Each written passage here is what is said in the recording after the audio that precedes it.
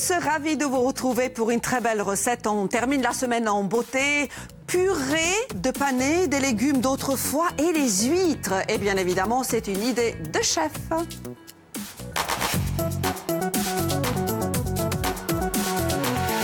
Enfin, il est de retour. Mais vous étiez où, Wilfried Vernier? Bonjour Marina. Bonjour, ravi de vous retrouver, chef. Également.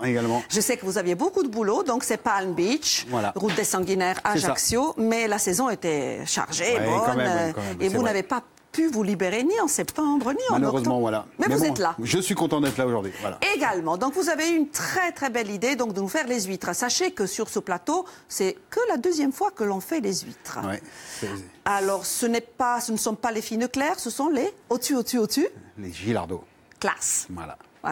On va voir les ingrédients pour cette recette, bien évidemment les huîtres, mais aussi des légumes qu'on appelait avant oubliés, des légumes d'autrefois, mais qui sont maintenant très présents et on les trouve plutôt facilement. On est plutôt facilement maintenant, oui.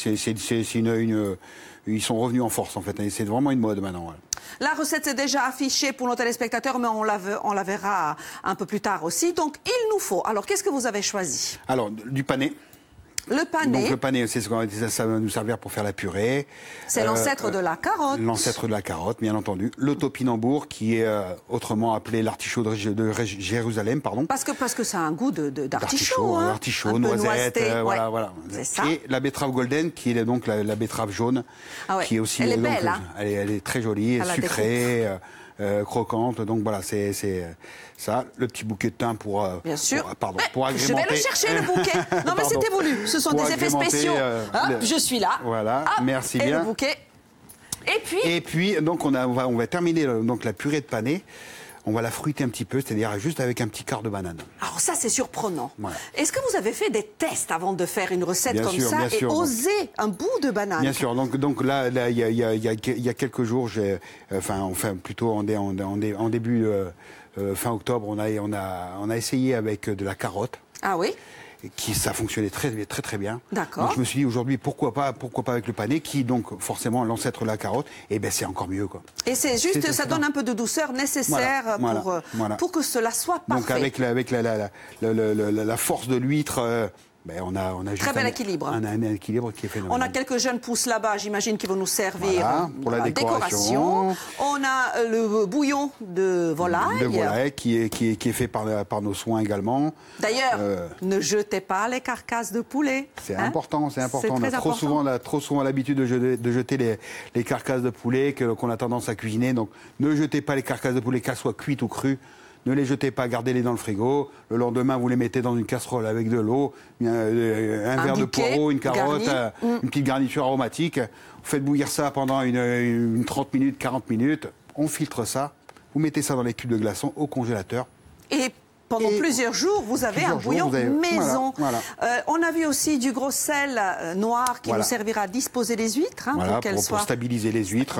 Et puis donc le morceau de beurre pour le beurre noisette, pour la purée. Super. Un peu de crème fraîche. Mais il n'y a plus qu'à parce que pour la cuisson déjà du panais, il nous faut une dizaine de minutes, voilà, chef. À peu près. Donc J'y vais moi aussi. Décidément, il ne veut pas y rester. Il veut pas rester là. Mais je vous assure, c'est Spielberg aujourd'hui. Regardez. Là, je pars à l'aventure. Je cherche le bouquet garni, il est là. Hop là. Il revient. Donc on va commencer par la purée de panais qui est le plus long à faire, par rapport à sa cuisson. Et pendant ce temps-là, moi je m'approche, je vais vous aider parce que j'ai aussi un économe. Voilà. Je vais saluer les amis, Célia et Matteo. Salut, il vous manque Faustine. Oui, il en manque une. Vous savez, vous n'êtes pas la seule à partir à l'aventure et à avoir une jeune pousse. Oui, elle arrive, ça c'est la magie du direct. Alors nous, on va revenir à partir de 12h25 sur l'extraordinaire périple de Martin Rémiti. Il a parcouru 4200 km. Vous étiez où, vous? Du Mexique au Canada, vous étiez au Mexique. C'est ça, d'accord. Donc il va être avec nous pour nous raconter donc son parcours. Vous allez nous parler des tours du monde insolites. Exactement, mais pas seulement, et des voyages initiatiques de ces gens qui partent pendant des années, voire des dizaines d'années, à la recherche de quelque chose. Bon, vous restez là, le temps de l'émission.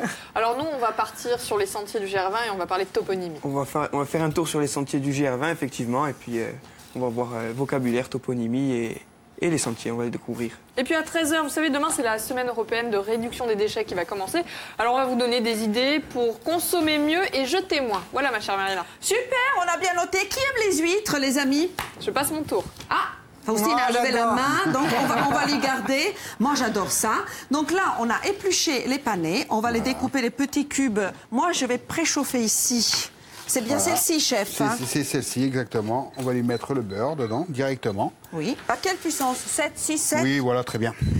Donc, on fait fondre un peu de beurre. Voilà, voilà, on va même le transformer en beurre noisette, même. D'accord. Voilà. Ça, on a l'habitude, on sait maintenant. On attend qu'il ait justement cette couleur un peu noisetée. Voilà. Ensuite, on va mettre des petits cubes de panais.